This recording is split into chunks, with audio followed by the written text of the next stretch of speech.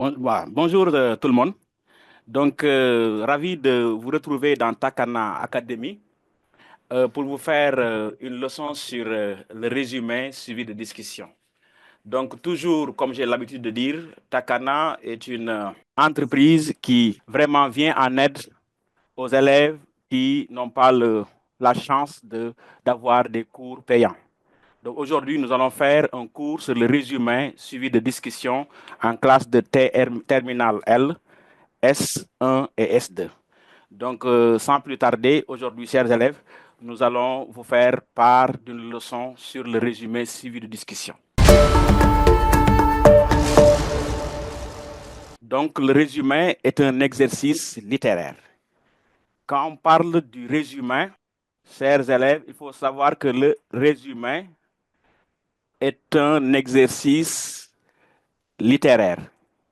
Et quand on dit exercice littéraire, c'est comme la dissertation, le commentaire de texte. Donc, le résumé, comme son nom l'indique, on va voir à partir de la leçon qu'on vous propose, une leçon sur le résumé suivi de discussion. Voilà. Donc, sans plus tarder, on va essayer de définir un peu le résumé. Donc, chers élèves qui nous suivent depuis Takana, le résumé, comme son nom l'indique, c'est un exercice qui consiste à réduire un texte. Voilà, ce mot-là, il faut souligner ça. Réduire un texte. Quand on dit réduire un texte, ça, c'est l'élément essentiel pour faire un bon résumé. Donc, on est dans un concours ou bien dans un examen. Nous devons faire un résumé. Et si vous voyez bien, au Sénégal, beaucoup de concours, il y a le résumé. Donc, pourquoi j'ai souligné le mot réduire un texte? On sous-entend que le candidat a une capacité, a une maîtrise des outils qui font un texte, alors il réduit un texte en donnant un nombre de mots demandés. Alors, il faut aussi souligner le mot gardant les idées essentielles. Quand on dit gardant les idées essentielles, donc cela sous-entend qu'il y a des idées qui ne sont pas essentielles pour la compréhension d'un texte. Mais il faut aussi un style personnel. Donc, je retiens ces trois éléments-là pour faire un bon résumé. D'abord, réduire un texte, garder les idées essentielles, mais aussi avoir un style personnel. Qu'est-ce que cela veut dire? On a un texte qui tourne autour de 500 mots, 600 mots. Qu'est-ce qu'on doit faire? On doit essayer de le réduire au quart. Tout à l'heure, je vais revenir sur comment compter un mot, comment compter les mots, comment aussi faire le calcul. Donc, quand on doit réduire un texte, ça nécessite aussi des techniques. Mais garder les idées essentielles, c'est les idées les plus saillantes, c'est les idées dominantes. Mais avec un style personnel, chers élèves. Cela veut dire donc que le résumé ne s'inscrit pas à n'importe quel ordre, ne s'écrit pas aussi comme on veut. On a un style personnel qui différencie les candidats. Donc, par définition, on peut dire que le résumé est une contraction de texte qui met en exergue les idées essentielles, mais a un style personnel. Alors, la réduction se fait en général au quart de sa longueur. Pour ça, nous allons vous faire un petit calcul. Il faut savoir que parfois, on vous dit de résumer un texte au quart de sa longueur. Par exemple, on a 400 mots. On vous dit de résumer au quart, on divise par 4. Ce qui donne quoi? 100 mots. Quand on a 100 mots, on demande aussi de faire une marge de tolérance. On fait 100 fois 10 sur 100. Et là, on aura 10 mots de plus comme 10 mots de moins. C'est ça qu'on appelle la marge de tolérance. Nous allons revenir sur ça amplement. Parce qu'il y a beaucoup d'élèves qui ne savent pas faire ce calcul-là. Ils pensent que 10%, c'est 10 mots de plus. Non, non, non. 10% de 400 mots, ou bien de 100 mots, c'est 10 mots. Mais 10% de 132 mots, c'est 13 mots. On va revenir sur ça. Donc, la réduction se fait en général au quart, comme on l'a fait, 400 divisé par 4 sur 100. De la longueur du texte initial, ça aussi c'est important. Parfois, on vous donne le nombre de mots exact. On vous dit résumer ce texte de 140 mots avec une marge de tolérance de 10% de plus ou de moins. Dans ce cas, on n'a pas le droit de faire un calcul parce qu'on a déjà fait un calcul pour vous. Mais quand on ne vous donne pas le nombre de mots à faire, alors on vous demande de faire le calcul au quart, il faut diviser par 4. Alors on aura moins 10 mots plus 10 mots. On aura moins 10 mots plus 10 mots. C'est ça qui fait que c'est ça qu'on appelle la marge de tolérance. Moins 10 plus 10. Alors, l'exercice comporte une phase de préparation au brouillon et une phase de rédaction au propre. Chers élèves, il faut avoir l'habitude de faire un brouillon. Parce qu'on vous donne 4 heures de temps, parfois même 6 heures de temps dans certains concours, comme le concours général. Juste pour vous permettre de faire un travail à la hauteur de nos attentes. À la hauteur de nos attentes. Car, après avoir proposé un sujet aux élèves, on est toujours dans une quête de voir quels sont ceux qui sortent du lot. En ce moment-là, qu'est-ce qu'on fait? On vous propose un sujet et on vous donne un barème qui part en général de 1 à 20. Cela signifie qu'il y a certains qui s'exercent, il y a d'autres qui ne s'exercent pas. Mais toujours est-il que Takana vous donne une occasion de communier avec des professeurs qui vont vous guider. Dans ces leçons-là, nous, on ne vous donne pas tout. On vous guide à se forger vous-même, à vous forger vous-même. Parce que aussi, un enseignant de qualité, c'est un enseignant qui arrive à faire sortir les élèves dans leur zone de confort pour leur permettre d'être l'artisan de leur propre savoir. Alors, chers élèves, nous allons vous faire part de la préparation du résumé. Comment on prépare un bon résumé? D'abord, il faut faire ce qu'on appelle la lecture. On doit lire plusieurs fois. On souligne ça. Lire plusieurs fois.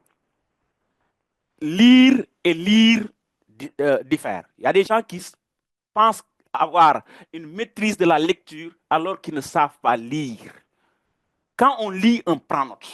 D'abord, la première lecture, d'accord, on peut lire pour avoir une impression, une idée du texte. Mais aussi, deuxième lecture, troisième lecture, on a toujours tendance à faire ce qu'on appelle une lecture pour comprendre, une lecture pour avoir une idée. Alors, quand on a une bonne lecture, quand on fait une bonne lecture du texte, on va aussi analyser. Ça aussi, on souligne. Analyser. Analyser avant de passer à la phase de rédaction proprement dite. Quand on parle de analyser, cela veut dire quoi? Cela veut dire qu'on fait une étude beaucoup plus poussée. Pour cela, on peut procéder de la manière suivante. Donc, je reviens un peu sur la préparation du résumé. Alors, faire une première lecture intégrale du texte pour en découvrir le thème. Chers élèves, j'écris le thème. Le thème. Quand on parle du thème, c'est l'élément le plus essentiel pour pouvoir faire un bon résumé. C'est la thématique. La thématique. La thématique du texte. C'est quel est le thème essentiel abordé dans ce texte-là. Alors, il nous faut découvrir à partir du texte tous les éléments qui nous donnent une meilleure compréhension de ce que veut dire le texte, de la quintessence du texte. Et la plupart du temps, le titre nous donne une idée. Parce que le titre, c'est le premier résumé d'un texte. Alors, pour faire la découverte du thème, on peut s'appuyer sur le titre, comme je viens de le dire. Bien sûr, s'il y en a. Donc, le titre est le premier résumé d'un texte. Mais il y a des textes qui n'ont pas de titre. Ou sur les mots-clés. Les mots-clés. Là, ça nous revient, ça nous permet de revenir sur ce qu'on avait appris tantôt dans les champs lexicaux. Quand on parle des champs lexicaux, c'est l'ensemble des acceptions, l'ensemble des mots qui renvoient à un domaine bien déterminé. L'ensemble des éléments qui renvoient à un domaine bien déterminé. Voilà, c'est ça qu'on appelle les mots clés. Donc, on va souligner cette expression-là, les mots clés. On appelle mots clés, donc mots répétés plusieurs fois dans un texte. Alors, à ce stade, il s'agit de savoir de quoi parle le texte. Quelles sont les idées défendues par l'auteur? Ou quelle est la thèse défendue? Ou quelle est la thèse rejetée? Donc, que dit l'auteur? Mais comment il le dit? L'auteur expose des thèmes. L'auteur expose des idées. L'auteur expose une thèse. Parfois même, il défend, parfois il rejette. Donc, la première chose, si on récapitule, c'est la lecture intégrale.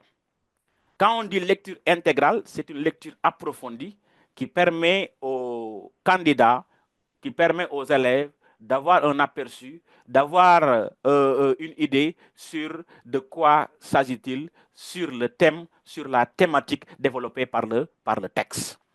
Ça, c'est la première lecture. La deuxième lecture, qu'on appelle la lecture beaucoup plus approfondie, c'est pour analyser le texte. C'est-à-dire analyser les liens logiques. Là aussi, il faut souligner ça pour mieux apprécier ce qu'on va dire des liens logiques. Qu'est-ce qu'un lien logique? C'est les connecteurs logiques. On les appelle aussi les articulateurs logiques. Parce que pour pouvoir faire un bon texte, il faut les liens logiques. Parce qu'un texte, comme son nom l'indique, est un tissu. Et pour pouvoir tisser quelque chose, il faut des liens pour relier les idées. On les appelle les connecteurs logiques. Mais qu'est-ce qu'on fait des connecteurs logiques? Il faut les encadrer ou les souligner. Pourquoi on le fait? Encadrer les liens logiques ou les souligner. Vous savez, quand on a un texte à étudier, la plupart du temps, on a tendance à avoir des élèves qui veulent écrire comme ils veulent. Non. Il faut toujours encadrer les connecteurs logiques. Quand on dit encadrer, c'est pour mieux faire sortir encadrer, c'est pour mieux faire sortir un mot et l'étudier dans sa dimension la plus essentielle. Encadrer les mots ou bien les souligner. Alors, à partir de ce moment, on va voir comment le texte est tissé. Est-ce que c'est un texte qui s'oppose, c'est-à-dire les idées s'opposent, ou bien est-ce que c'est un texte qui suit une logique, ou bien est-ce que c'est un texte qui traite les mêmes thèmes? Toujours est-il qu'à partir des connecteurs logiques, on peut comprendre de quoi il s'agit. Donc, on doit aussi prêter attention au changement d'énonciation. Qu'est-ce que l'énonciation, chers élèves? Quand on dit énonciation,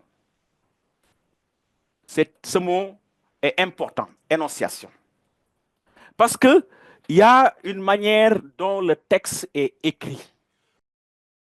Première personne, parfois c'est à la troisième personne, parfois c'est le nous de modestie ou le nous de majesté.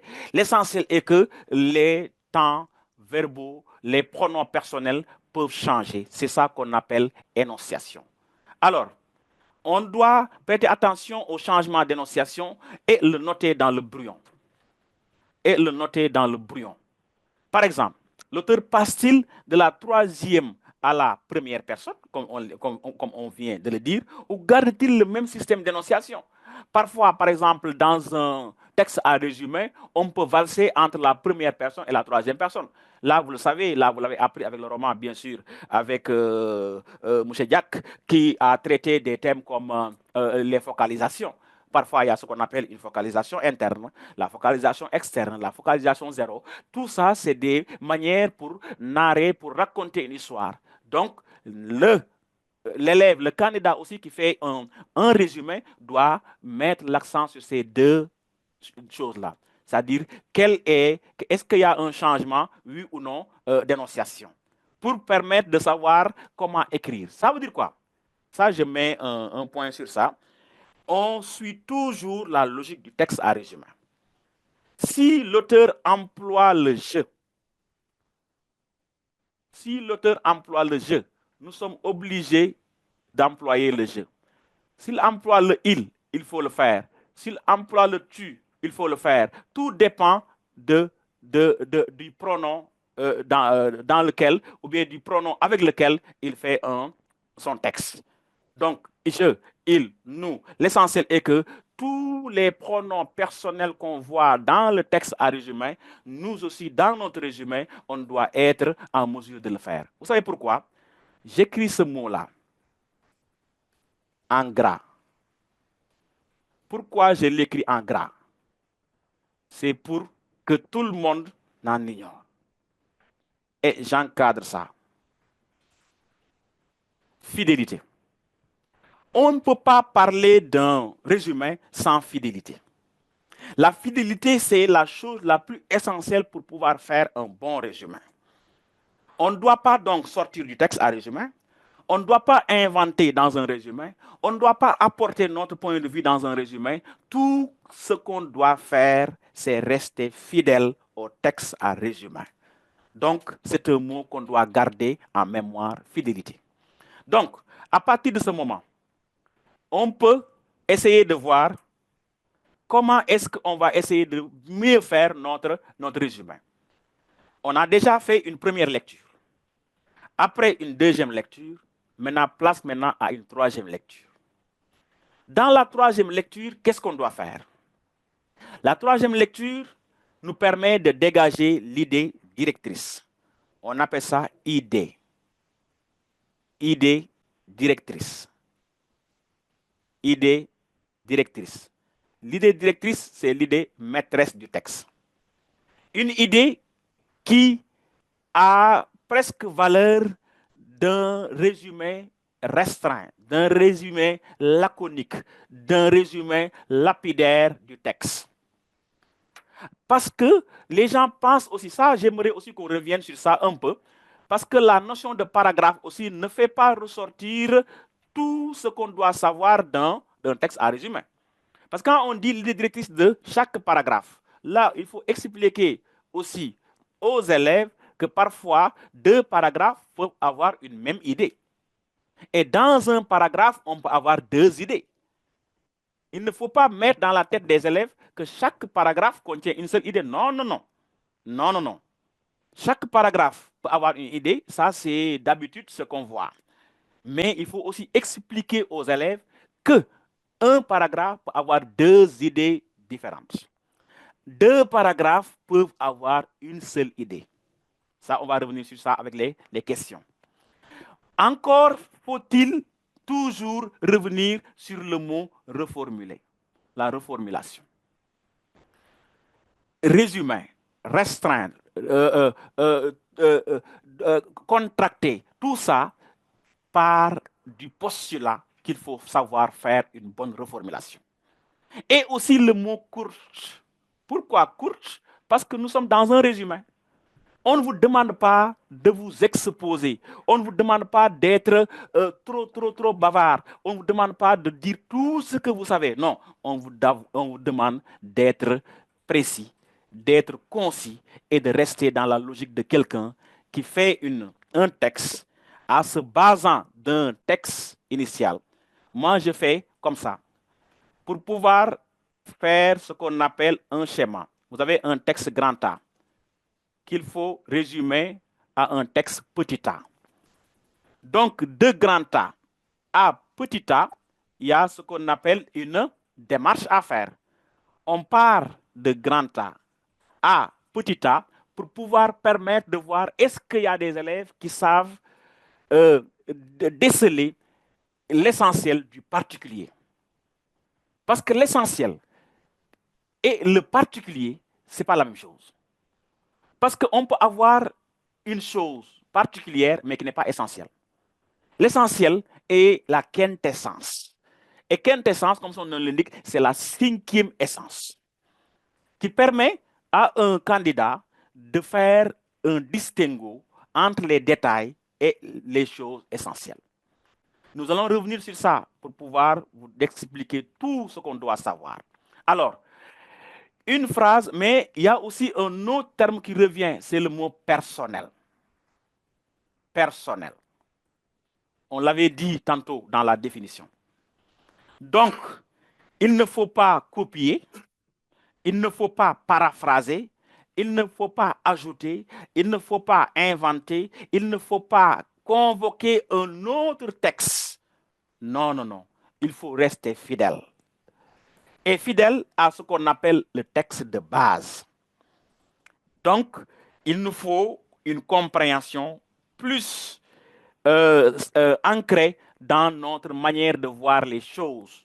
Pour cela, il faut souligner l'idée directrice de chaque paragraphe après l'avoir repéré et se trouve généralement au début.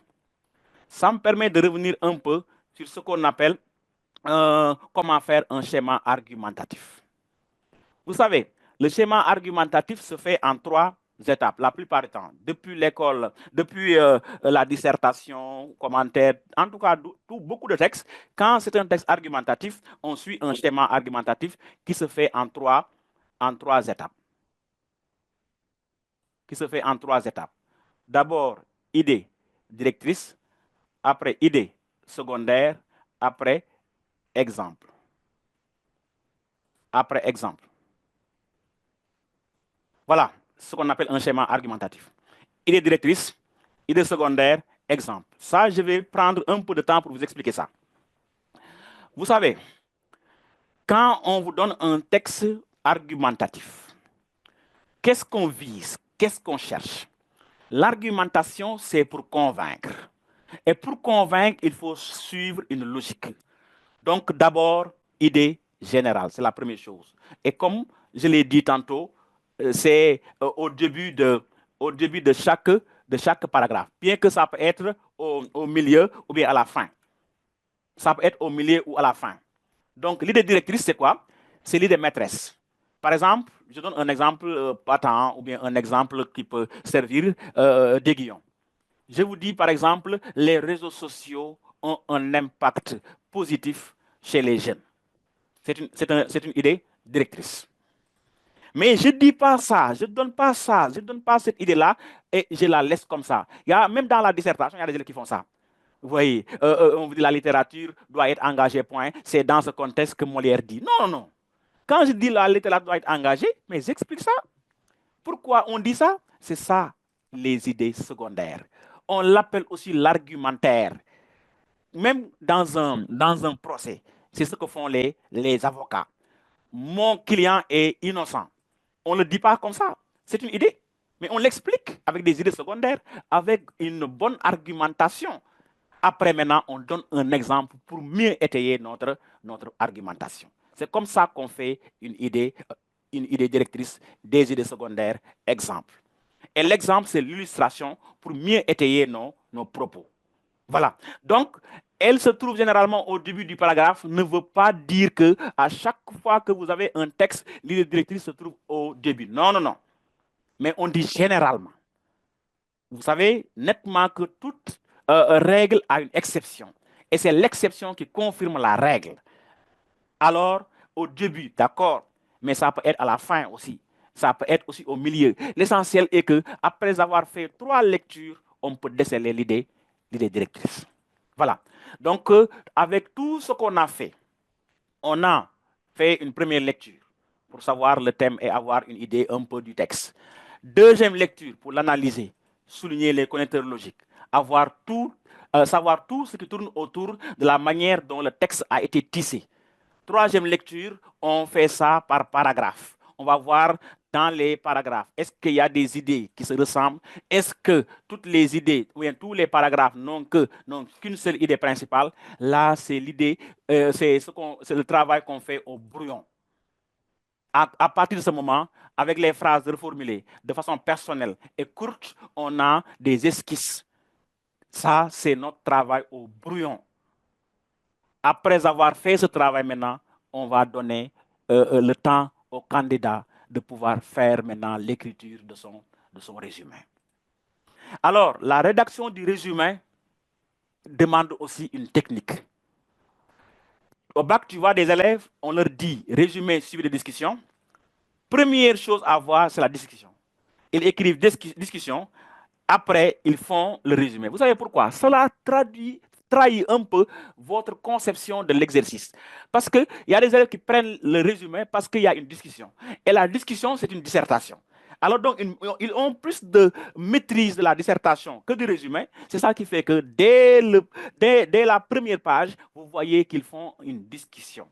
Mais il y a des gens qui sont très, très, très méticuleux. On ne vous a pas dit discussion suivie de résumé. On vous a dit résumé suivi de discussion. Même si vous avez fait votre résumé au brouillon, votre discussion au brouillon, en écrivant, en faisant la rédaction, il faut commencer par le résumé. Après avoir fait le résumé, tu vas sauter 2, 3, 4 lignes et tu commences votre discussion. Vous écrivez aussi le sujet de discussion. Il y a des élèves qui n'écrivent jamais le sujet et qui disent que le correcteur a déjà le sujet. Mais certains disent que quand on part au bac, il ne faut négliger aucun détail. Parce que c'est des détails qui peuvent vous coûter cher. En dissertation, il faut recopier le sujet. En discussion, il faut recopier le sujet. Bien que le texte du résumé, on ne recopie pas ça parce qu'on a déjà le texte à résumer. Mais la discussion, comme vous avez l'habitude de le faire dans une dissertation, il faut écrire le sujet avant de commencer votre travail. Donc, la rédaction du résumé aussi, comme dans la dissertation, comme dans le commentaire aussi, suit une méthodologie. Une fois les idées directrices des différents paragraphes mentionnés, si vous vous rappelez bien, comme dans chaque paragraphe, on avait par exemple 3 paragraphes. Et chaque paragraphe a une idée. Donc, nous aurons 3 idées principales. Et les 3 idées principales, nous, au brouillon, on avait déjà fait un bref résumé de ces 3 idées principales. Donc, on peut avoir une idée du texte global à partir des 3 idées directrices déjà décelées dans les différents paragraphes. Alors, il nous faut donc toujours revenir sur les idées directrices. Les idées directrices. Parce que pour pouvoir faire une bonne dissertation, un bon résumé, autant pour moi, l'idée directrice va nous permettre de faire le résumé, de proposer le résumé. Et ce résumé-là sera étayé par ce qu'on appelle les idées secondaires et l'exemple. Sera étayé par les idées secondaires et l'exemple. L'exemple, maintenant, je vais vous donner une explication sur les exemples. Les exemples, il y a 2 formes d'exemples. Il y a ce qu'on appelle un exemple illustratif et un exemple argumentatif. L'exemple illustratif, ça c'est un exemple que tout le monde connaît, c'est pour illustrer un fait.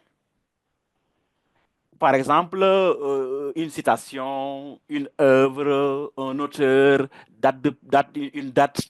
Ça, c'est des exemples illustratifs qui viennent montrer que ce qu'on dit a un soubassement.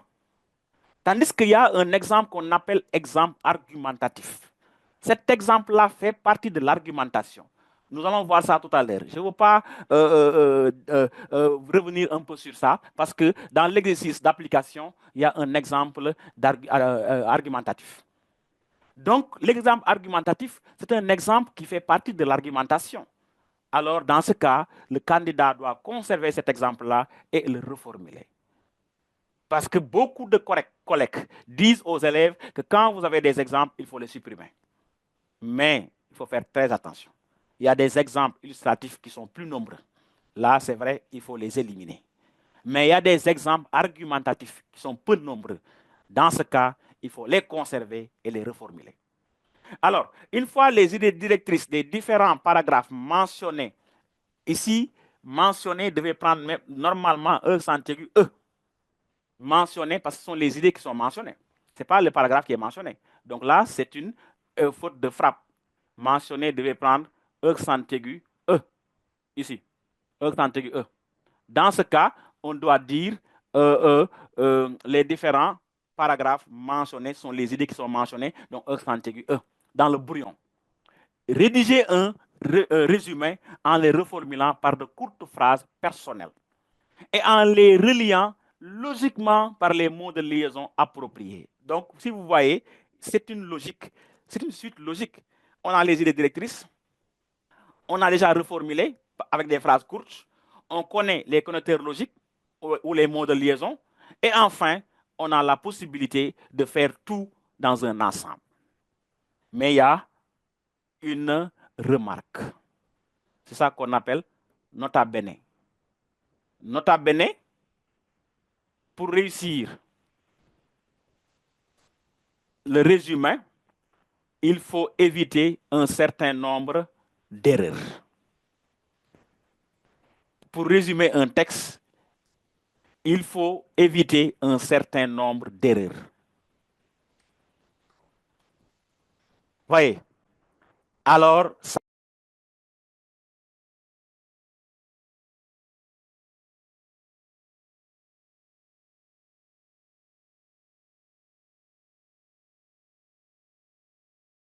Donc, pour réussir le résumé de texte, il faut éviter un certain nombre d'erreurs. Nota bene est à retenir, c'est aussi à garder. Alors, pour une meilleure compréhension du résumé suivi de discussion, il faut éviter un certain nombre d'erreurs. D'abord, dans ce texte, l'auteur parle de. Je souligne ça.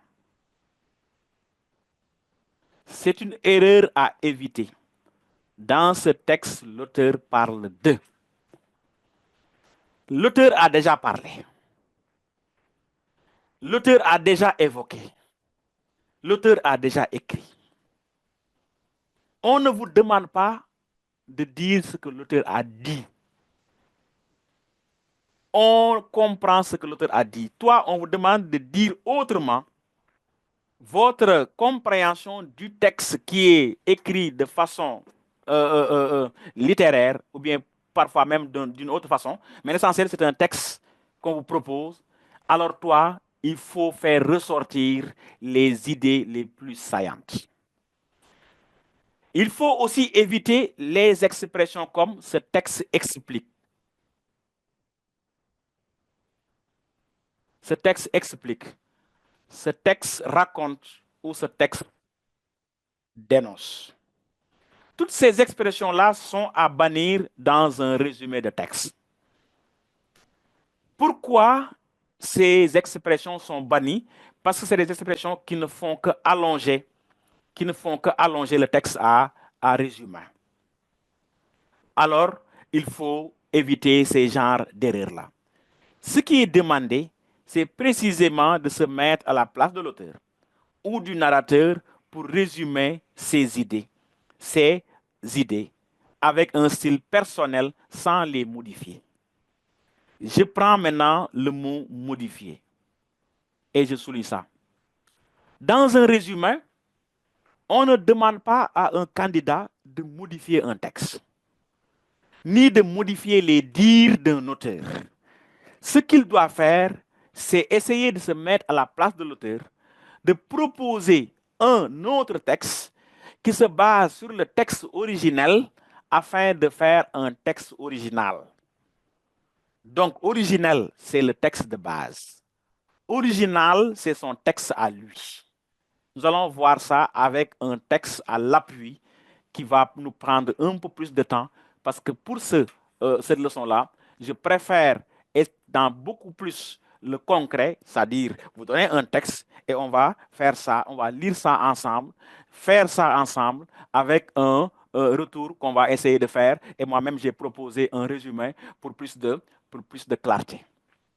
Il faut aussi éviter de mettre dans le résumé des commentaires personnels. Quand on parle de commentaires personnels dans un résumé, c'est tout ce qui tourne autour de notre compréhension, nous, d'une idée ou d'un thème développé dans un texte. Je l'ai dit tantôt. Quand on nous donne un texte, on n'attend pas de nous un commentaire ou une contribution de notre part. Tout ce qu'on attend de nous, c'est le fait de se mettre à la place de l'auteur, de faire une étude approfondie, de voir les idées directrices qui peuvent être retenues et reformulées. Tout ce qui est accessoire et détail, on s'en passe. C'est ça qu'on appelle le résumé. Alors, il faut éviter ces erreurs-là, de donner ou bien de faire des commentaires personnels ou des idées qui n'ont aucun rapport avec le texte à résumer. Toute notre compétence, c'est de se mettre à la place de l'auteur, essayer de faire ressortir les idées, de les reformuler et faire un texte court qui peut ressortir toutes les grandes idées développées par le texte à résumer. Enfin, il faut éviter de changer de système d'énonciation. Ça, on l'avait déjà dit. Quand l'auteur parle de je, moi aussi je parle de je. Quand l'auteur parle de il, là aussi on doit parler de il. Mais on ne peut pas écrire un texte qui s'écrit à la première personne, alors que notre texte à résumé était à la troisième personne. Ça, on trahit, on n'est plus fidèle. Et j'avais dit que l'élément essentiel pour faire un bon résumé, c'est la fidélité. Alors, dans un texte d'opinion, par exemple, reprendre le je du narrateur, c'est possible s'il s'exprime à la première personne. Donc, si l'auteur dit je, nous sommes obligés de dire je. Voilà en résumé, pour 45 minutes, ce qu'on a pour vous dire de façon théorique. Comme on a 2 heures de temps, les 1 heure de temps qui reste, nous allons faire un exercice concrètement. Alors, chers élèves qui nous suivent depuis Takana, de façon ramassée, voilà ce que je voulais vous faire savoir dans la leçon théorique. Si vous avez des questions pour le moment, on prend quelques-unes avant de vous proposer un texte pour pouvoir étayer tout ce qu'on veut faire savoir sur le résumé suivi de discussion. Khadija, Khadi, vous avez la parole. Monsieur, oui. Parce que il faut parler français. Monsieur, il faut revenir au début parce que je n'étais pas là. Ah, d'accord. D'accord. Merci. Donc, je vais revenir un peu sur le résumé. Je vais revenir un peu sur le résumé pour vous permettre d'avoir une idée sur ce qu'on avait dit dès le début. Donc, Khadi, j'avais dit que le résumé est un exercice qui consiste à réduire un texte. Et j'ai souligné le mot réduire un texte. Là, qu'est-ce qu'on vous demande? Un texte peut être écrit en 400, 500 ou 600 mots. Alors, on vous demande de le résumer au quart. Cela veut dire, donc, on va mettre 600 ou 400 divisé par 4, ça fait 100. Donc, notre résumé sera à 100 mots. Alors, toujours est-il qu'on nous demande de le faire, mais on sait que l'être humain est faillible. La mémoire de l'être humain, elle est faillible. Soit l'être humain augmente, soit il diminue. C'est ça qui fait que dans un résumé, on vous donne une marge de tolérance. Soit de 10% de moins ou de 10% de plus. Si c'est 10% de plus, on fait le calcul. On prend par exemple 100 mots fois 10 sur 100, ça fait 10 mots. Donc on aura 100 moins 10, c'est 90, ou 100 plus 10, c'est 110. Donc le résumé à ses débuts devait être à 100 mots, mais on a la possibilité de descendre jusqu'à 90, c'est ça qu'on appelle la marge de manœuvre vers moins 10%.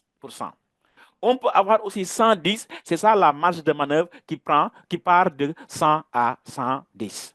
Donc, on dit aussi il faut garder les idées essentielles. J'ai souligné tout ce qui paraît important pour ceux qui viennent de nous suivre, les idées essentielles, mais dans un style personnel. Quand on parle de style personnel, ça veut dire que le résumé s'inscrit dans un cadre beaucoup plus personnel. On n'a pas le droit de convoquer d'autres personnes ou bien d'autres pensées. Non, non, non. C'est le candidat qui se met à la place d'un auteur et essaye de donner des informations qui sont plus essentielles dans ce texte-là, écrit par quelqu'un. Alors, qu'est-ce qu'il fait? Il fait une réduction. Et je l'ai dit tantôt, en général, au quart de la longueur d'un texte. Même si ce n'est pas toujours le cas. Parfois, on vous dit au tiers. Parfois, on vous donne directement le nombre de mots à résumer. Alors, pour le résumé, d'abord, ça comporte deux phases. Phase préparatoire et phase rédactionnelle. Pour la phase préparatoire, c'est tout ce qu'on doit faire pour pouvoir réussir un résumé. D'abord, lecture approfondie. On a proposé 3 lectures aux élèves. Pour mieux, et chaque lecture, on a dit à l'élève ce qu'il doit faire pour pouvoir réussir son bon résumé. Après la phase préparatoire, place maintenant à la phase rédactionnelle. Et pour écrire, pour rédiger notre résumé, nous avons la possibilité de suivre la manière d'énonciation. Qu'est-ce que l'énonciation? C'est la manière d'écrire. Si l'auteur emploie le je dans son texte de base, nous, dans notre résumé, nous devons employer le je. Si l'auteur emploie le il, nous devons employer le il. S'il y a une combinaison entre les deux, par exemple, l'auteur emploie en même temps le je et le il, nous aussi, nous devons faire ça. Parce qu'un auteur qui nous propose un texte, dans le bon résumé d'un candidat, on doit voir ça. C'est ça qui est essentiel. Bien qu'il y a des choses dans le résumé qui ne sont pas trop importantes, comme les exemples, je l'ai dit, mais il y a 2 formes d'exemples, nous allons revenir sur ça, mais aussi et surtout certaines idées secondaires, parce qu'en résumé, il faut éviter la répétition. On disait que la répétition est pédagogique, d'accord, mais dans un résumé, il faut vraiment bannir la répétition. Parce qu'en résumé, on cherche toujours à être bref, à être lapidaire. Khadi, je ne sais pas si tu es à jour par rapport à ce qu'on avait dit avant toi. Oui. Khadi Yatou Diouf, vous avez la parole.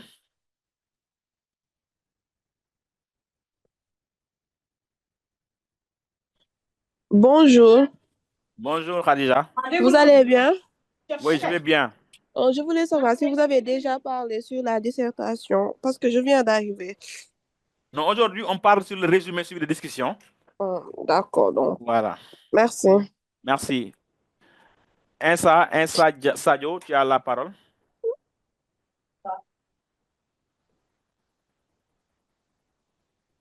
Insa. Bonjour. Oui, parle un peu fort.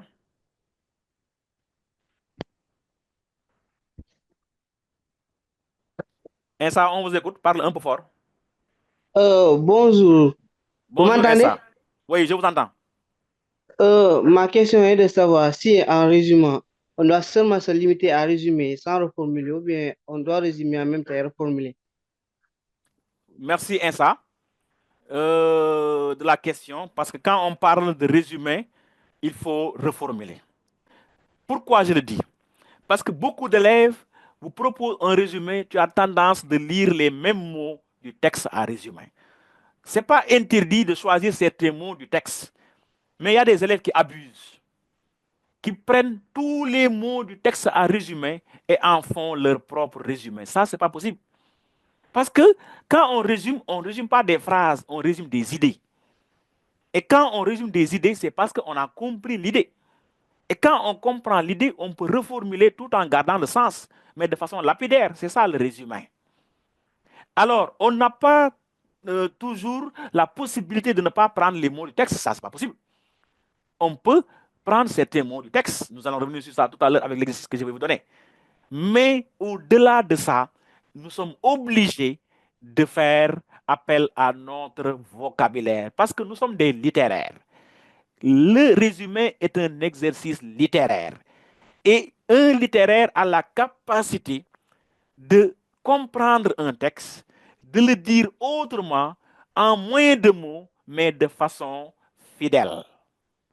Voilà le résumé. Donc, on ne peut pas ne pas parler de reformulation. Donc, le résumé et la reformulation vont de pair. C'est en reformulant qu'on a la technique nécessaire pour pouvoir faire un bon résumé. Bien qu'on ne peut pas tout reformuler. Il y a des mots, il y a des expressions qu'on peut garder. Mais le problème, c'est que certains élèves abusent. Tu lis leur résumé, tu penses que tu es dans le texte originel. Alors que, en lisant votre texte, on doit être émerveillé de la manière dont le candidat a compris un texte et a dit ça autrement en moins de mots. Là, je reviens sur ce que j'ai dit tantôt. L'essentiel est l'accessoire. L'essentiel, c'est les idées directrices. L'accessoire, c'est tout ce qui ne permet pas de comprendre le texte. Parce qu'il y a des citations, il y a des exemples qui ne sont pas importants pour la compréhension du texte.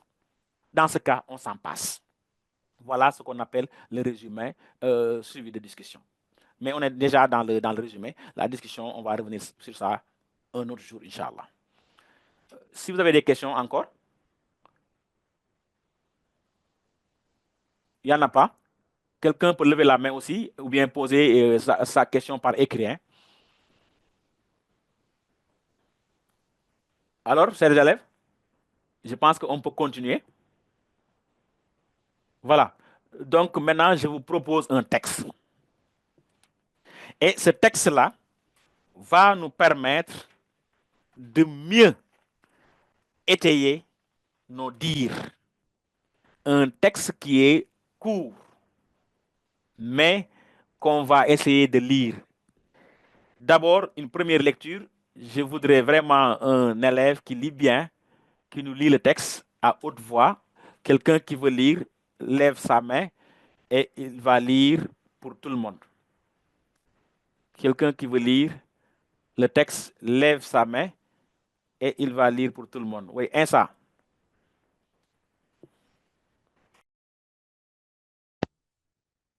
L'éducation en Afrique est en crise. Personne ne l'ignore. Cet état de fait se manifeste notamment par l'incapacité du système éducatif à former des citoyens à même de répondre aux besoins de la société. D'aucuns estiment que la cause principale est l'inadéquation des programmes d'enseignement avec les aspirations de celles-ci, d'où les réformes scolaires qui se succèdent sans vraiment apporter des solutions durables. En revanche, plus le temps passe, plus le système se détériore. Les effectifs des classes sont de plus en plus pléthoriques, les conditions de travail éprouvantes, le niveau des enseignants d'autant plus discutable qu'ils n'enseignent pas toujours les matières pour lesquelles ils ont été formés. Le niveau des élèves est souvent médiocre et la plupart d'entre eux obtiennent leur diplôme de façon frauduleuse. À cela s'ajoute la non-maîtrise de la langue de transmission et de réception des connaissances. En l'occurrence, le français, cet usage obligé de la langue française comme véhicule de l'enseignement est une incongruité dans un contexte culturellement dominé par les langues africaines. Pourquoi ne pas faire de la langue du plus grand nombre le véhicule des connaissances? Plus d'un demi-siècle après l'accession du continent à l'indépendance, est-il vraiment sérieux de continuer de parler d'héritage colonial pour justifier nos propres limites, nos propres misères intellectuelles, politiques et morales? Certes, on peut ignorer les efforts sans cesse renouvelés des anciennes métropoles pour dominer linguistiquement, par conséquent, culturellement le monde.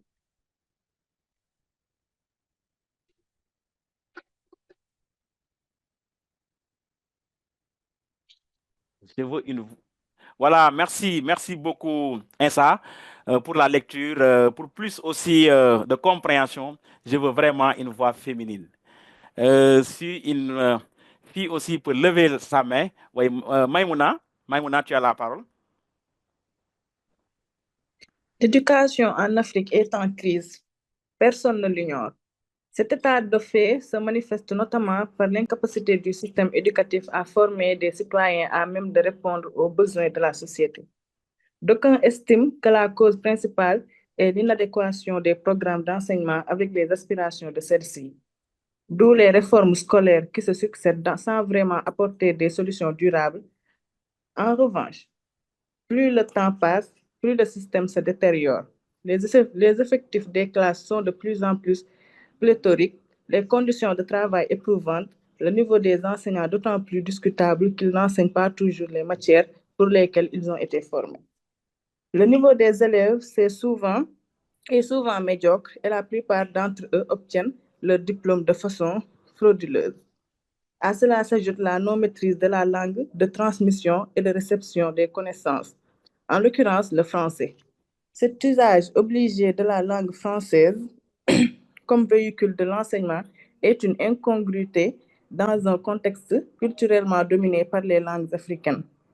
Pourquoi ne pas faire de la langue du plus grand nombre de véhicules, le véhicule des connaissances? Plus d'un demi-siècle après l'accession du continent à l'indépendance, est-il vraiment sérieux de continuer de parler d'héritage colonial pour justifier nos propres limites, nos propres misères intellectuelles, politiques et morales? Certes, on ne peut ignorer les efforts sans cesse renouvelés des anciennes métropoles pour dominer linguistiquement, par conséquent culturellement, le monde. Merci, merci Maïmouna. Une troisième lecture, parce qu'on avait dit 3 lectures. Donc une troisième lecture, quelqu'un peut lever la main pour une troisième lecture et permettre à tout un chacun d'avoir une idée du texte. Quelqu'un ou bien quelqu'une, toujours. Moi, je suis avec les filles. Hein. Quelqu'un peut lever la main? Je vois personne. Hein. Sinon, je vais désigner. Hein. Sinon, je vais désigner quelqu'un pour lire. Mariama Diallo. Mariama, tu es là? Mariama, tu vas lire pour nous?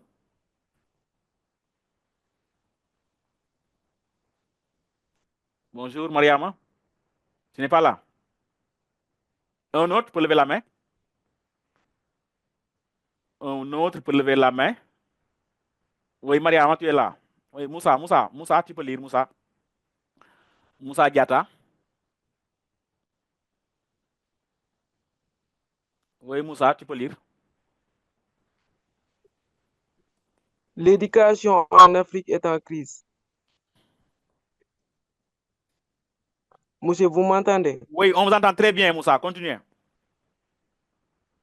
L'éducation en Afrique est en crise. Personne ne l'ignore. Cet état de fait se manifeste notamment par l'incapacité du système éducatif à former des citoyens à même de répondre aux besoins de la société. D'aucuns estiment que la cause principale est l'inadéquation des programmes d'enseignement avec les aspirations de celles-ci, d'où les réformes scolaires qui se succèdent vraiment apporter des solutions durables. En revanche, plus en plus. Oui, Moussa. Peut-être tu as un problème d'écoute. Merci Moussa. C'est bon. Donc, l'éducation en Afrique est en crise. Personne ne l'ignore. Cet état de fait se manifeste notamment par l'incapacité du système éducatif. Aram, oui, Aram, tu peux lire, Aram. Ndai Aram, tu peux lire aussi. Ndai Aram, oui, tu peux lire. Ndai Aram Ndiaye. Sinon, je vais continuer à lire. L'éducation est en crise. Maïmouna Fati a levé la main. Oui, Maïmouna. Oui, Maïmouna Fati, tu peux lire. L'éducation en Afrique est en crise. Personne ne l'ignore. Cet état de fait se manifeste notamment par l'incapacité du système éducatif à former des citoyens à même de répondre aux besoins de la société. D'aucuns estiment que la cause principale est l'inadéquation des programmes d'enseignement avec les aspirations de celles-ci, d'où les réformes scolaires qui se succèdent sans vraiment apporter des solutions durables.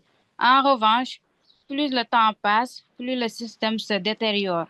Les effectifs des classes sont de plus en plus pléthoriques, les conditions de travail éprouvantes, le niveau des enseignants d'autant plus discutable qu'ils n'enseignent pas toujours les matières pour lesquelles ils ont été formés. Le niveau des élèves est souvent médiocre et la plupart d'entre eux obtiennent leur diplôme de façon frauduleuse. À cela s'ajoute la non-maîtrise de la langue de transmission et de réception des connaissances.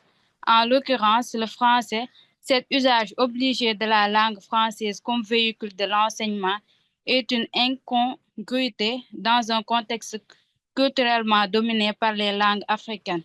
Pourquoi ne pas faire de la langue du plus grand nombre de véhicules des connaissances?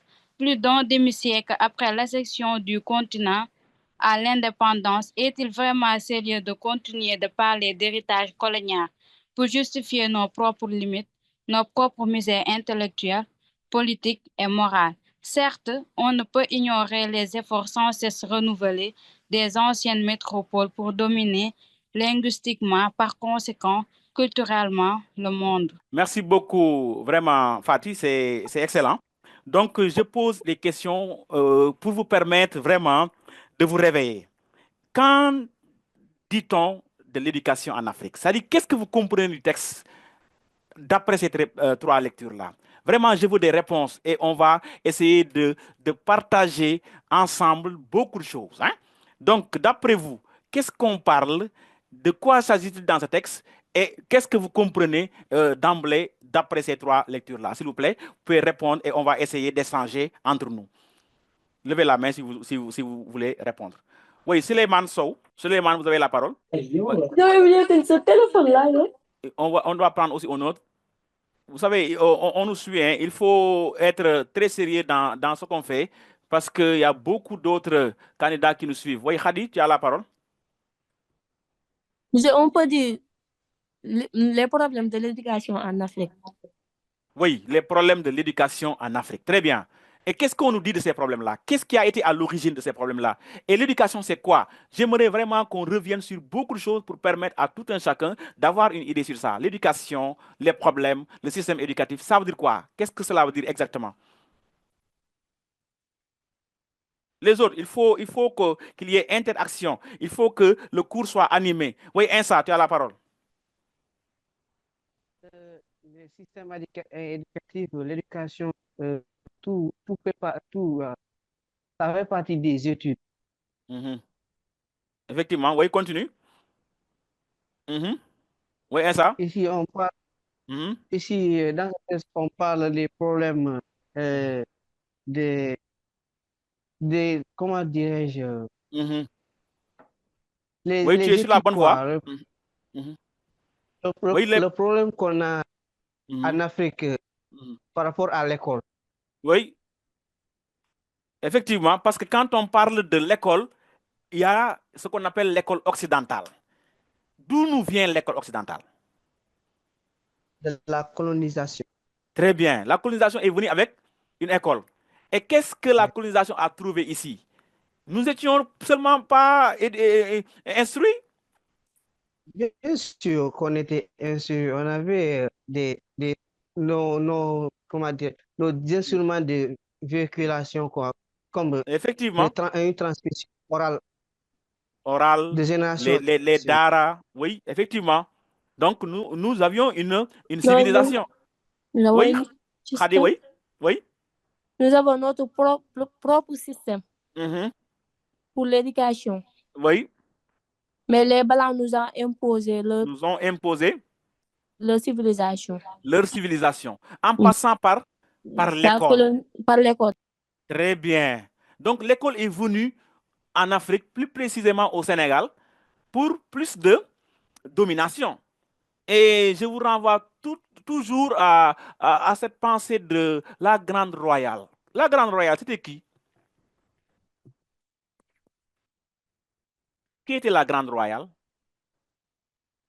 Hein? Il faut toujours lire. C'était le personnage essentiel de l'œuvre qu'on appelle l'aventure ambiguë, dont le personnage central était Samba Diallo. Lorsque l'école occidentale a fait son entrée en Afrique et plus précisément au Sénégal, la Grande Royale était une figure emblématique qui a accepté et qui a demandé à nos parents de laisser nos enfants partir à l'école, même si elle avait des réserves. Elle disait, l'école où nous poussons nos enfants va tuer en eux ce que nous aimons le plus et conservons avec soin et à juste titre. On vous enseigne l'art de vaincre sans avoir raison. Elle-même, elle dit quoi? Mieux que le canon, elle, c'est-à-dire l'école, pérennise la conquête. Le canon contraint les corps, l'école fascine les âmes. Donc l'école est un instrument de domination. Donc aujourd'hui, on va parler du problème de l'éducation en Afrique. Maintenant, il y a 4 questions que je vais poser, même si je vais vous donner un peu de temps pour pouvoir faire vraiment ces 4 questions-là. D'abord, vous avez compris le texte. On a lu le texte. Il y a 4 questions. Et c'est noté, hein? J'aimerais vraiment vous voir avec le plus de points. Parce que des élèves qui participent, il y a certains qui ne participent pas. Mais il faut participer. Parce qu'on ne sait pas ce que demain fera. Il faut toujours participer. Aujourd'hui, il y a 4 questions. Identifiez le thème du texte. Première question. Deuxième question, relevez en soulignant les idées principales de l'auteur et reformulez-les. Repérez s'il y en a des exemples argumentatifs. Quatrième question, résumez le texte au quart de sa longueur. Donc, je vous dis que ce texte-là, c'est un texte qui tourne autour de 256 mots. Donc, vous allez résumer en 64 mots. Ça sera 64 moins 6, 64 plus 6. Donc, maximum 70 mots, minimum 58 mots. Ça, c'est l'exercice qu'on va essayer de faire. Mais avant ça, je vais rafraîchir un peu la mémoire de ceux qui viennent d'arriver.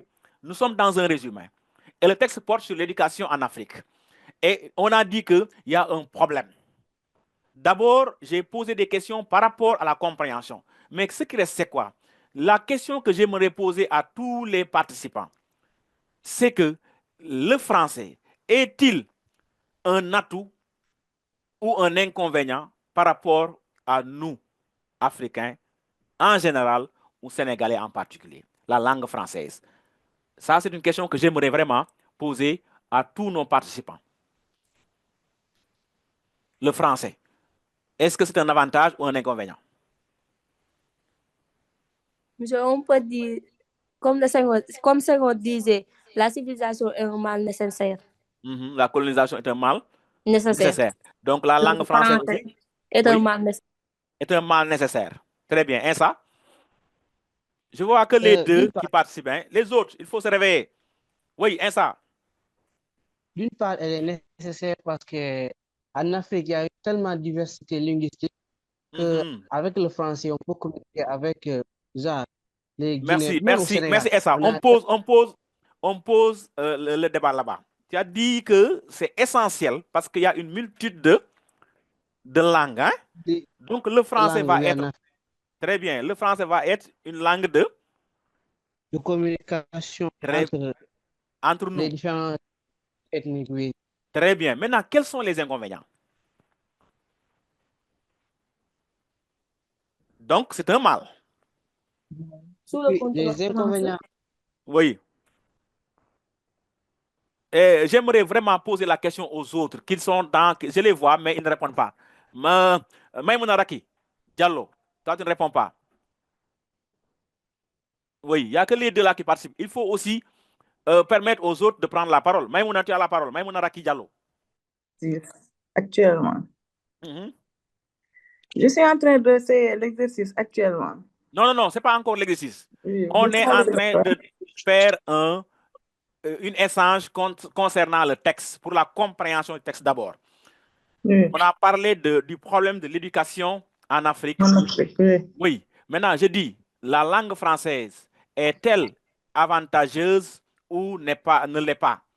Pour nous, Sénégalais en particulier.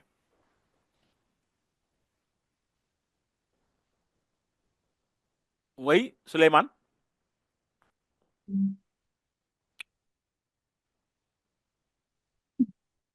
Oui, vous pouvez prendre la parole. Suleiman, oui? Bon, monsieur. Oui, Maïmouna. Le français est la langue de l'administration, de l'école et le document officiel au Sénégal. Oui. Donc, c'est une bonne chose pour nous. Hein? Oui, c'est les Sow. Monsieur, on peut dire que cette langue française nous maintient sous la domination. nous maintient sous la domination. Oui. Donc, qu'est-ce que tu proposes? Qu'on essaie de changer la langue française? Pas totalement, car comme l'a dit Issa tout à l'heure, elles nous permettent de nous communiquer et d'être plus ouverts, car c'est comme une langue commune. Très bien. Surtout pour nous, surtout à l'Afrique de l'Ouest. L'Afrique de l'Ouest. Et au niveau international aussi, ça nous permet d'être en rapport avec certains pays. Très bien. Donc, on peut dire que c'est une langue qui nous permet de se communiquer de base. Voilà. Mais on a donné beaucoup trop à cette langue. Oui. Au point d'oublier nos atouts de notre propre langue. Des fois, on oublie la langue entière. Oui, merci Suleiman. Il faut aussi rappeler que il y a une multitude de langues en Afrique. Au Sénégal, on a des dizaines de langues. Donc, le français peut être une langue intermédiaire pour permettre aux différentes ethnies de se communiquer. Oui, Maïmouna, qui a levé la main. Maïmouna ou Khadi? Monsieur, on peut dire que on peut enlever la langue officielle. Non, mais si on l'enlève comme le français, une langue officielle, ça pourrait être quelque chose qui nous servirait, mais pas qui sera capitale. D'accord. Donc, vous proposez qu'on change ça, l'appellation langue officielle. Voilà, merci. Les autres? Les autres? Oui, le français? Oui, les autres? D'accord. Donc, le français est une langue qui a été du colon. Oui, Fallou? Fallou? Merci. Merci à vous. On va revenir amplement sur ça. Donc, en résumé, on peut dire que l'Afrique a un problème dans son éducation. Alors, on a parlé du problème de la langue, mais aussi dans le texte, il y a un autre problème. C'est la tricherie. Chers élèves, on va se regarder en face et traiter ce thème-là. Qu'est-ce que vous en pensez? Auparavant, la tricherie était, pour moi, une chose vraiment que les élèves détestaient. Mais il me semble aujourd'hui que les plus grands tricheurs sont des stars de la classe. Qu'est-ce que vous en dites? La tricherie. Est-ce que ça ne freine pas aussi notre éducation? Est-ce que ce n'est pas un frein quand on sait qu'aujourd'hui on parle des IA, les intelligences artificielles? Mohamed Ba? Oui, Mohamed? Il y a Raki qui veut prendre la parole.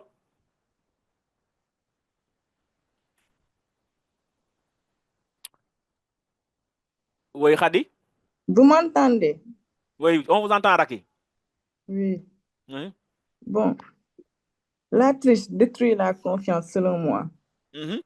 Quand quelqu'un triche, il trahit la confiance. Il trahit sa confiance parce qu'il ne connaît plus ses capacités. Il devient addict à la tricherie. Il ne va plus faire d'efforts. Oui. Il ne saura même plus comment réfléchir.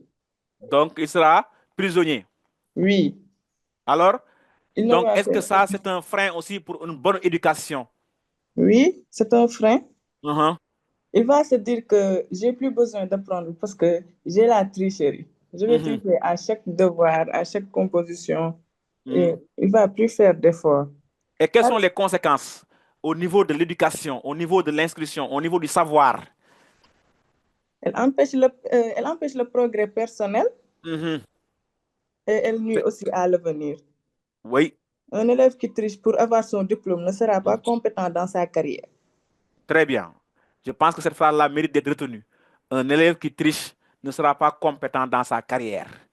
Mais est-ce que, avec les réseaux sociaux, avec l'intelligence artificielle, est-ce qu'on aura la maîtrise de ça? Est-ce que les téléphones qu'on interdit à l'examen, est-ce que ça, c'est pas normal? Bon. Hmm? C'est normal d'interdire les téléphones pendant les examens. C'est normal. Oui. C'est pour empêcher les élèves de tricher. Alors Mais là, c'est normal. ça devient inquiétant parce que les intelligences artificielles inondent le marché. Alors aujourd'hui, tu poses une question à l'élève, il ne cherche pas à répondre, il cherche juste à avoir un téléphone et il va manipuler, il va demander tout à l'IA qui va répondre à sa place. Alors, est-ce que l'intelligence n'est pas en train de mourir? L'éducation n'est pas en train de vivre ses derniers jours? Oui, bientôt, on n'aura plus besoin d'apprendre parce qu'il y aura l'IA pour tout faire. Bientôt, c'est les robots qui vont prendre la domination. Et les conséquences seront néfastes. Hein? Oui, les conséquences. Très bien. Raki, merci beaucoup pour cette intervention. Ça a été pertinent. Un autre, je vois Aïssatou Sambou et Sadio qui a levé aussi sa main et les autres. Oui, qui veulent continuer dans cette même démarche-là concernant la tricherie au Sénégal maintenant. On voit que c'est une monnaie courante maintenant. Tout est dans la tricherie, du plus petit au plus grand. Même la manière d'écrire aujourd'hui, on ne sait pas qui a une belle plume et qui n'a pas la belle plume. Pour écrire un discours, il suffit juste d'interroger les IA. Pour calculer, donc maintenant, est-ce qu'il serait nécessaire d'ouvrir des écoles? Quel est ce qu'on appelle l'avenir? Voilà, quel est l'avenir de l'école et des enseignants? Hein, ça? Je pense que quand on utilise l'IA à bonne escient, on équilibre quoi? Parce que parfois, tout ce que l'homme crée, ça a des avantages comme ça a des inconvénients. Donc, si on se focalise trop sur l'inconvénient et sans parler des avantages, non, c'est pas bon, quoi. Donc, l'IA aussi a des avantages parfois. Tu veux pas, tu comprends pas. Le prof n'est pas disponible. Tu veux, à travers l'IA, traiter tes exercices. L'IA aussi, il explique, il te donne des réponses en même temps, il explique. Si tu n'es pas paresseux, tu peux lire tout ce qu'il te donne, mais parfois il fait des fautes, il fait des inconvénients. Mais c'est à toi de toujours modérer, quoi. De ne pas trop être accro à l'IA. Très De bien. toujours essayer d'équilibrer entre les deux. Très bien. Donc, vous avez compris ce qu'Insa a dit. C'est-à-dire que l'IA en tant que tel, ce n'est pas une mauvaise chose. Mais son utilisation, c'est comme certaines choses qu'on pointe du doigt. Ce n'est pas toujours mauvais, mais c'est l'utilisation que les gens en font. Alors, Insa a demandé à d'être beaucoup plus mesuré. Alors, il a dit aussi une chose importante, c'est-à-dire l'IA aussi parfois vous induit en erreur.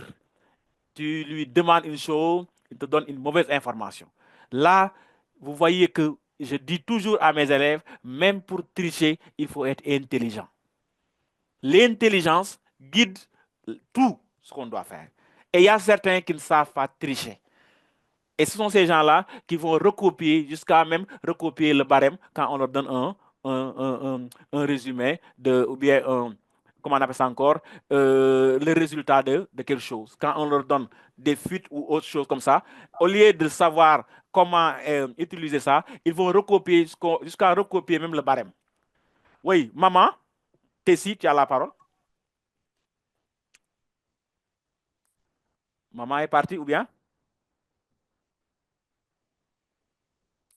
Il faut lever la main, sinon on va attaquer directement l'exercice parce qu'il faut au minimum 25 minutes pour pouvoir faire ça. Parce que je veux vraiment un bon résumé. Moi, j'ai déjà fait mon résumé. Mais je veux vraiment prendre un résumé d'un élève. C'est ce qu'on appelle la pédagogie vraiment des pairs. C'est-à-dire, au lieu que le prof donne... Mariam, oui, tu as la parole. Monsieur, pour le Oui. thème général, Oui.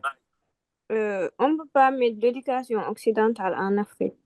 L'éducation occidentale en Afrique. Mais il y a un problème, tu n'as pas mis l'accent sur le problème. l'éducation occidentale en Afrique. Mais il y a un problème.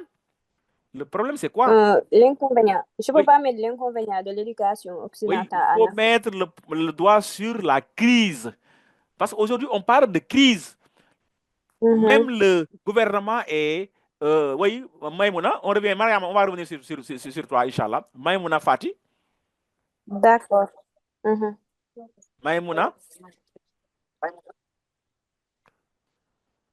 Oui, Maïmouna Fati.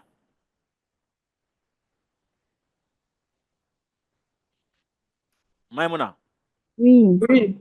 Oui. C'est ça que je voulais dire, la crise de l'éducation en Afrique pour le thème. Très bien. La crise de l'éducation en Afrique. Voilà. Maintenant, cette crise-là se manifeste comment, d'après vous et le texte? Cette crise se manifeste comment? Maïmouna?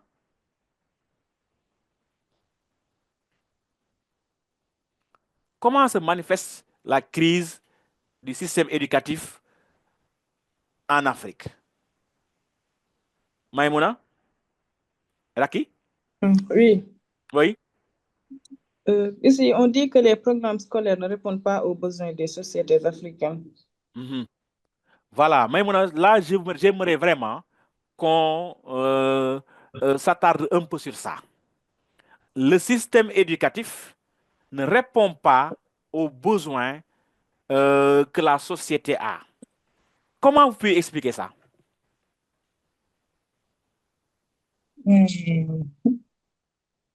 Comment on peut expliquer que le système éducatif est en inadéquation avec les besoins de l'heure? Oui, attendez. Oui, donc vous réfléchissez. Oui, merci. Un autre, le temps que Maïmouna Raki réfléchisse, Maïmouna Fati a levé la main.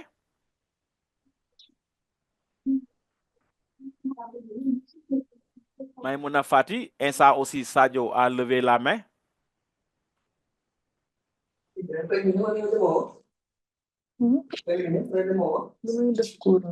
Oui, oui, on vous écoute. Et ça?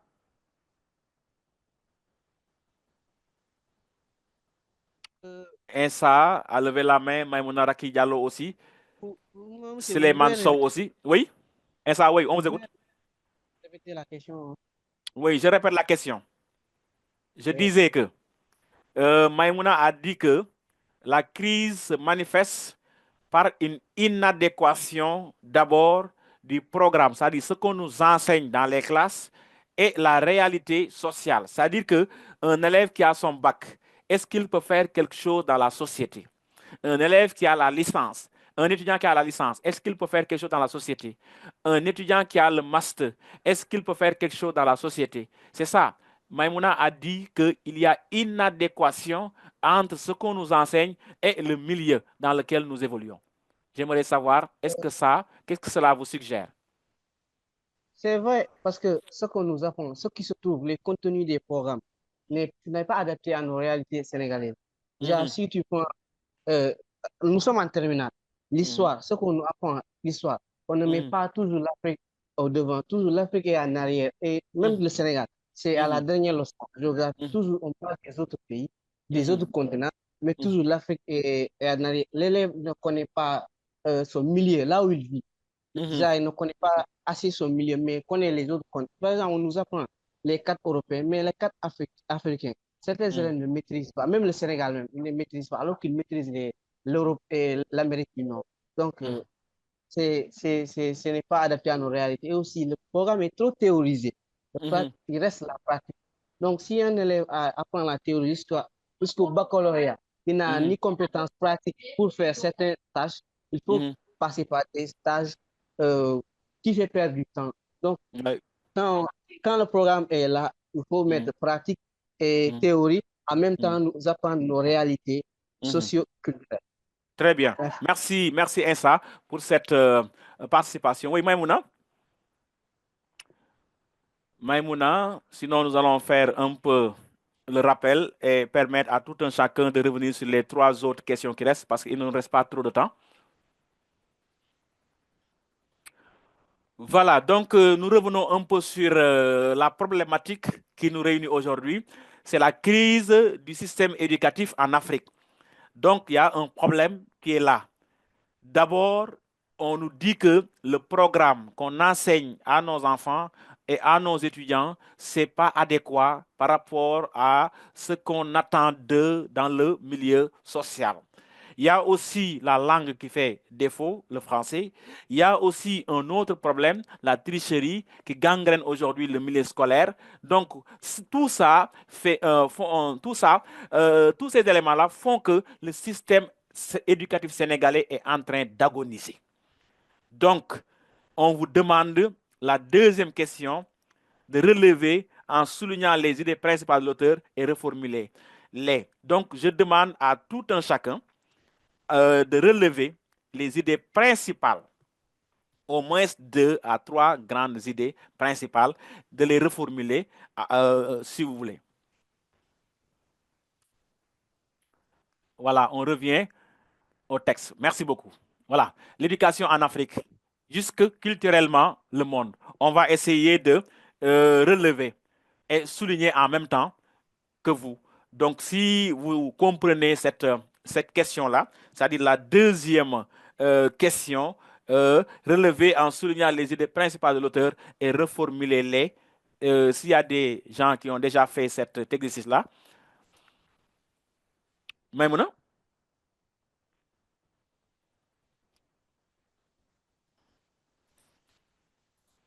Maïmouna?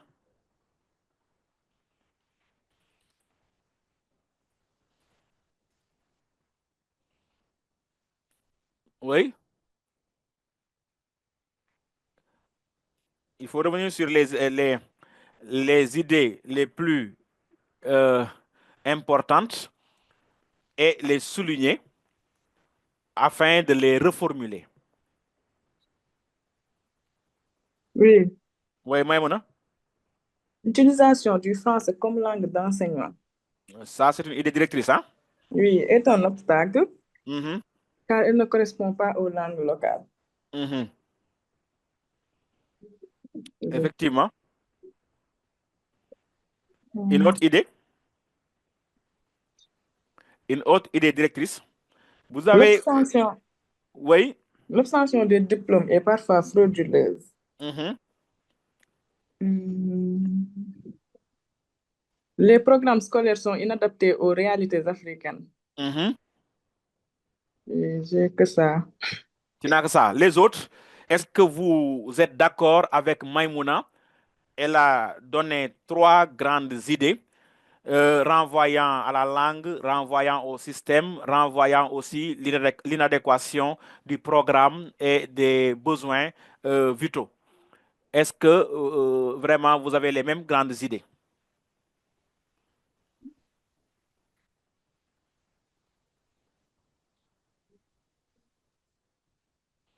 Donc, on peut retenir. Oui, Insa? Ici, en revanche, plus le temps passe, plus le système se détériore. C'est une idée. C'est une idée. Oui. Très bien. Donc, la première idée, c'est l'éducation en Afrique est en crise. Vous l'avez oublié. Ça, c'est l'idée principale. Ce texte-là, on ne peut pas le résumer sans pour autant revenir sur l'éducation, sur Afrique et sur crise. 3 mots essentiels. Éducation, Afrique et crise. N'importe quel résumé, vous devez voir ces 3 mots-là. Éducation, Afrique et crise. Donc, c'est à partir de ces 3 mots-là qu'on peut créer notre texte, qu'on peut essayer de faire notre texte. Oui?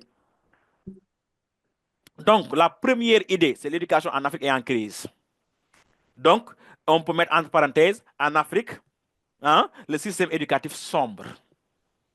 C'est ce que je disais tout à l'heure, agonise. La deuxième idée, c'est plus le temps passe, plus le système se détériore. C'est-à-dire que c'est comme si ça allait crescendo. Ça allait de mal en pis. Auparavant, on ne parlait pas de IA, on ne parlait pas de tricherie, on n'est pas un problème avec la langue. Aujourd'hui, c'est rare de voir un étudiant vous parler un bon français. C'est rare de voir un élève vous parler un bon français. Et auparavant, nos ancêtres, en classe de CM2, ils parlaient un bon français. Donc, le mal est profond. Donc, ça va de mal en pis. Auparavant, nos ancêtres, il n'était pas question de tricher. C'était une question d'honneur. Aujourd'hui, la tricherie est érigée en règle. Ça veut dire quoi? Ça veut dire que ça va de mal en pis. Et le pire encore, c'est que la langue est concurrencée aujourd'hui par d'autres langues. Une multitude de langues. D'ailleurs, au Sénégal, il est question de faire dans nos enseignements d'y intégrer la notion de langue nationale. Depuis l'école primaire maintenant, nos enfants apprennent à partir de leur langue maternelle. Voilà. Donc ça, c'est une crise qu'on doit mettre fin, qu'on doit éradiquer, qu'on doit solutionner. Oui. Yaguet, tu as levé la main?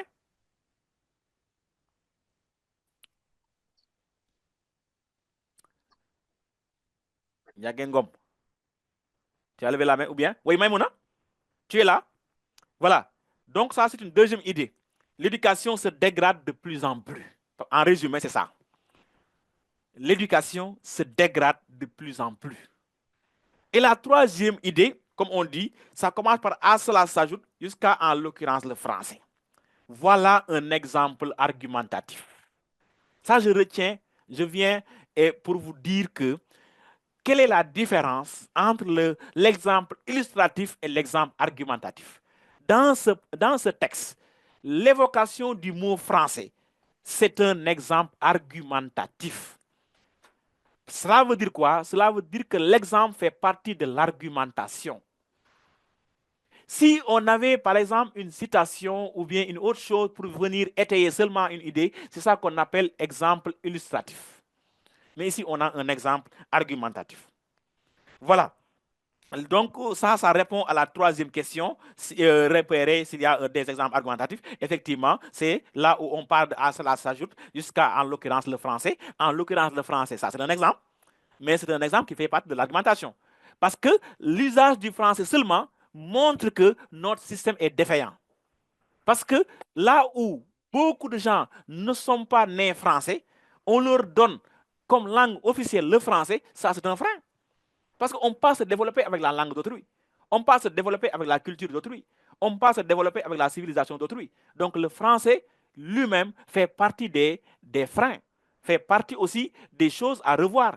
Est-ce qu'on doit cumuler une langue nationale et le français, bien que moi je me dis toujours, le fait d'avoir plusieurs langues n'est pas un frein, c'est un atout. Mais le problème c'est quoi? C'est l'utilisation que les gens en font. Voilà. Donc, pour ne pas vraiment être contraint par le temps, je vais vous donner 10 à 15 minutes pour résumer ce texte au quart. Donc, je dis, le texte tourne autour de 64 mots. 64 mots qu'on doit résumer, le texte. Quand on parle de 64 mots, on doit essayer de faire ce qu'on appelle le calcul. Ça sera 64 fois 10 sur 100. On aura 6,4. Donc, c'est 6 mots. Donc, on aura 64 moins 6 égale 58. 64 plus 6 égale 70. Je ne suis pas bien en mathématiques, mais je pense que c'est ça. Donc, le résumé sera compris entre 58 mots minimum, 70 mots maximum. Donc, comme on a compris le texte, je vous donne quelques 10 minutes pour pouvoir me faire un bon résumé avec minimum 58 mots, maximum 70 mots. Après moi, je vous propose ce que j'ai fait. Alors, je vous écoute. Hein? Il vous reste 3 minutes. Hein?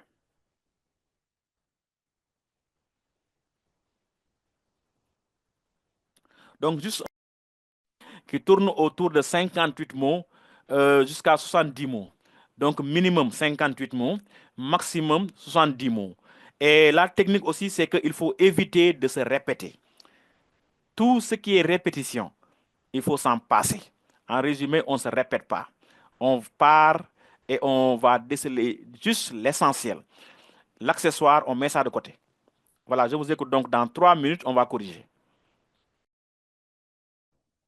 Voilà donc, dans 30 secondes, nous allons passer à la correction pour le texte à résumer en 64 mots, donc avec une marge de tolérance de 6 mots, ce qui fait qu'on aura 58 minimum et 70 maximum.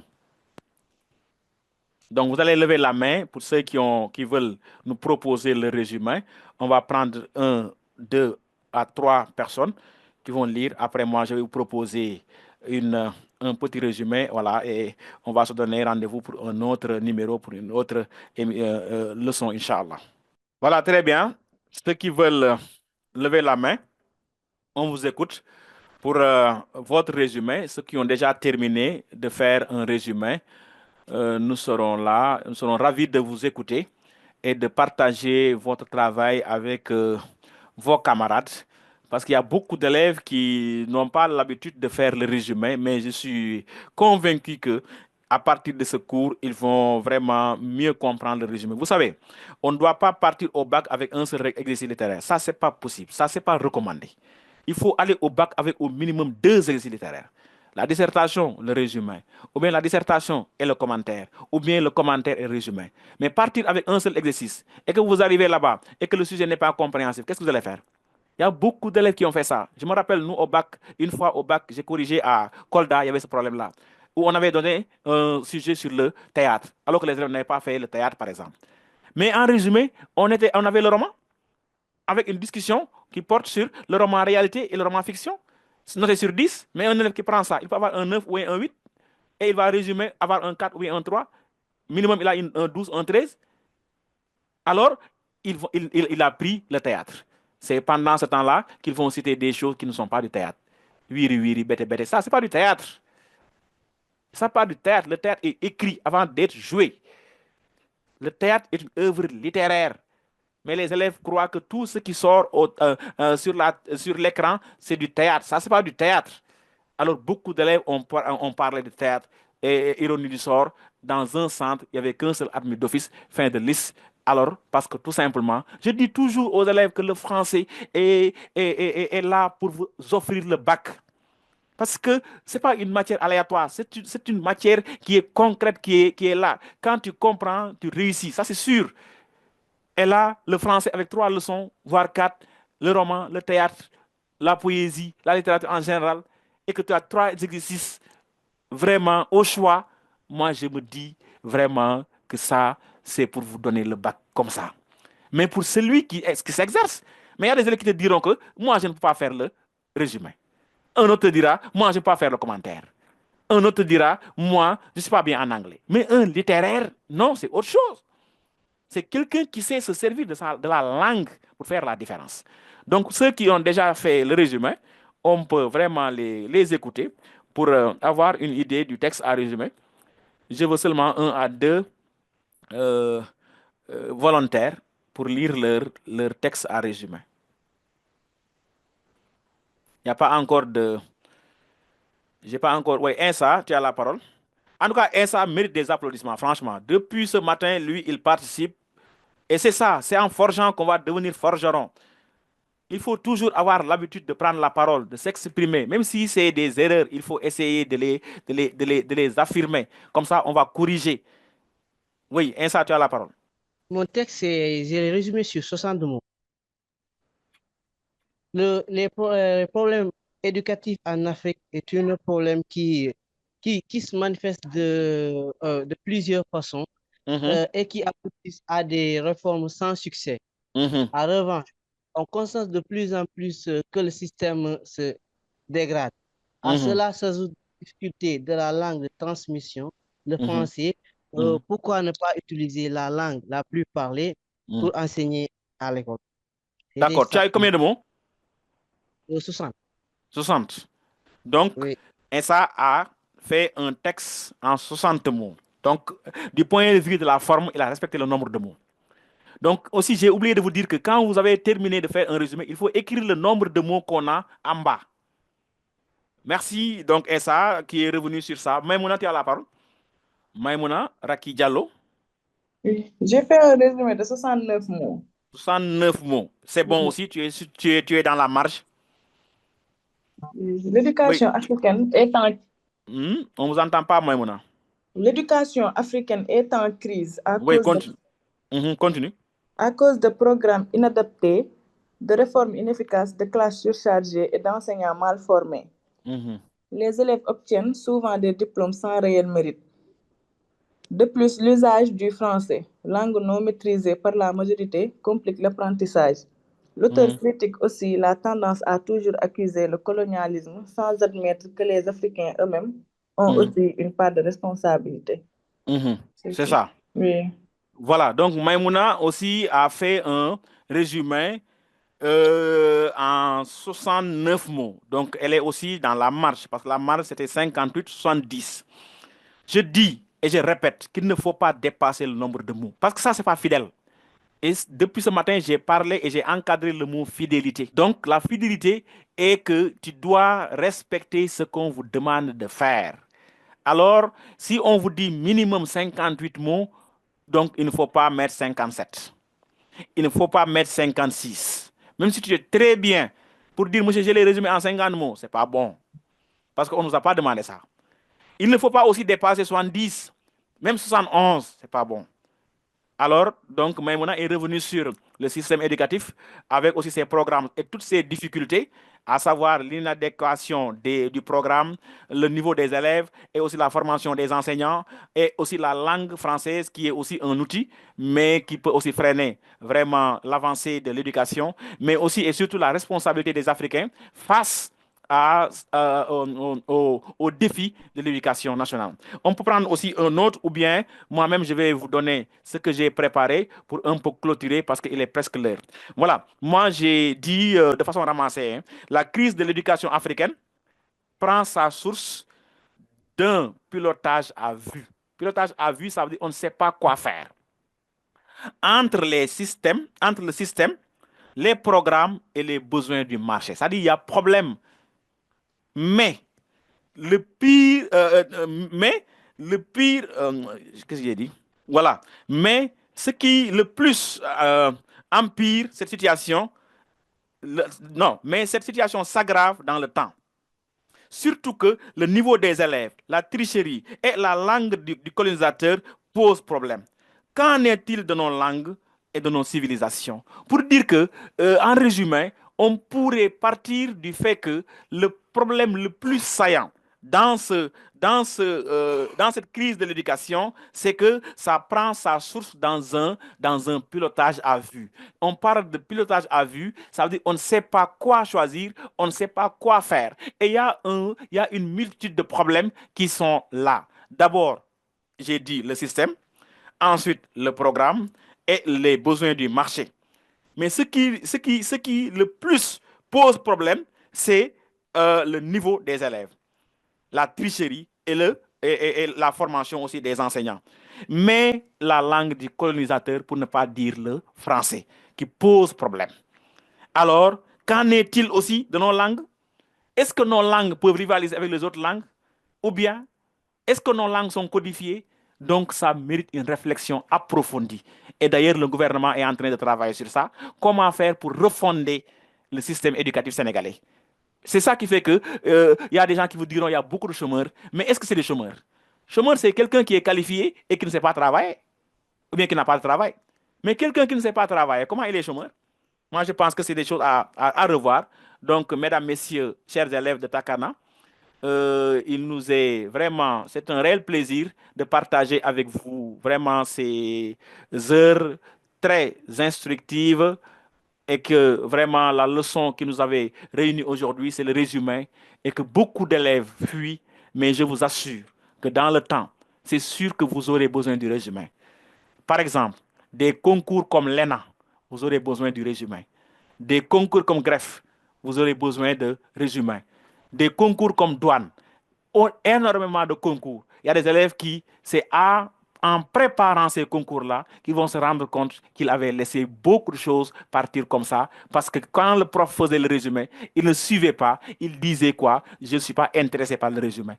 Mais des années après, ils sont rattrapés par ça. Donc, chers élèves, je vous conseille de faire cet exercice-là. Ce n'est pas difficile. Ce n'est pas diable. Ça demande juste une concentration. Ça demande juste une lecture approfondie du texte et aussi d'être fidèle. Et d'être bref et de choisir toujours l'accessoire, de choisir toujours l'essentiel de l'accessoire. L'essentiel, c'est les idées directrices. Les accessoires, c'est les exemples et autres. Donc, mesdames, messieurs, chers amis qui nous suivent depuis Takana, c'est avec un réel plaisir que nous vous donnons rendez-vous vraiment prochainement pour un autre numéro. Et vraiment, d'ici là, je vous assure, il faut rester escorché sur Takana. Parce que c'est une plateforme qui vous donne des leçons vraiment gratuitement, mais avec des professeurs à la hauteur, mais aussi avec un style particulier qui vous permet de suivre et ne pas bouger chez vous. Je pense que ça mérite vraiment des applaudissements, ça mérite aussi du respect.